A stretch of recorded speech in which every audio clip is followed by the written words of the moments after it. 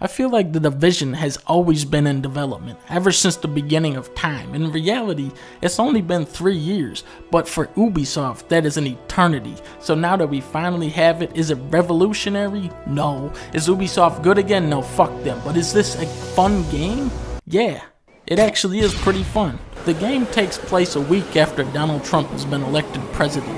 As a member of The Division, you are brought in by Ubisoft to shoot this shit out of black people. I mean, pretty much you're just only shooting black people for the first third of this game.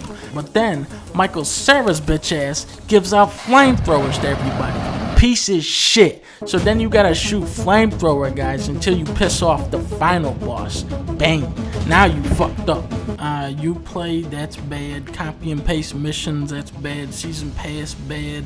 But you can skip most of the cutscenes, no trailing missions, and you're pretty much free to do what you want. Visually, the game is gorgeous, but the definite next-gen aspect of this game is the ridiculous, unnecessary amount of detail put into this virtual recreation of New York. Seriously, this shit is stupid how much time it must have taken for them to put all this stuff in. It makes for a game world that is pretty exciting to explore. But hey, let's talk about the game. The game sucks if you play it by yourself. Division is absolutely a co-op shooter. It's meant to be played with a friend or two, and we've got to take every co-op game we get because there just aren't a whole lot of them out there. Mostly, you kite enemies around, pick each other up from being down, set up support items, you can suppress enemies to keep them from approaching you. It's simple, but it plays very natural.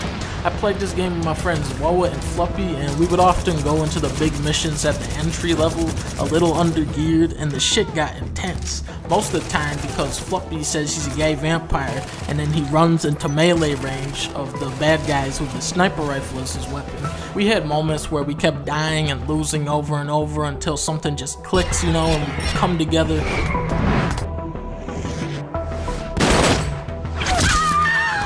My only gripe with the story missions is a lack of bosses. There's only 16 missions, but oftentimes you'll keep seeing the same bosses recycled from older missions just with more health and damage. It's a pretty lame cop-out.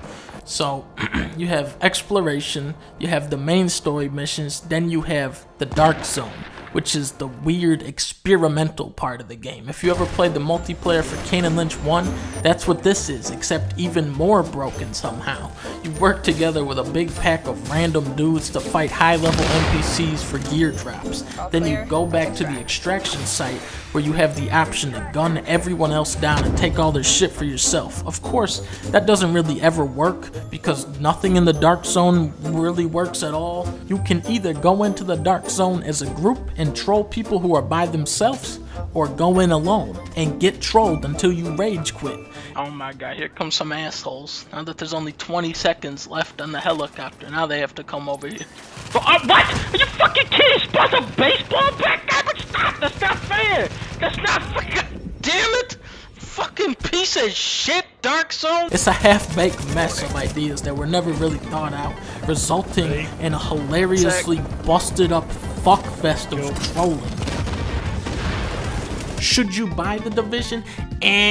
Keep in mind you can buy Vanilla Destiny now for $15 and the one with all the expansions for $40. Then Division, which is the least complete game here, is $60. I say wait a year for it to drop to $20. That is a very suitable price for this game. I give Division a 3 out of 5. I've been playing it sparingly since its release, but I'm still having fun with this game, and I hope they continue to update it and add more stuff to do. Tom Clancy, man, you're crazy, dude. How you make all these games by yourself?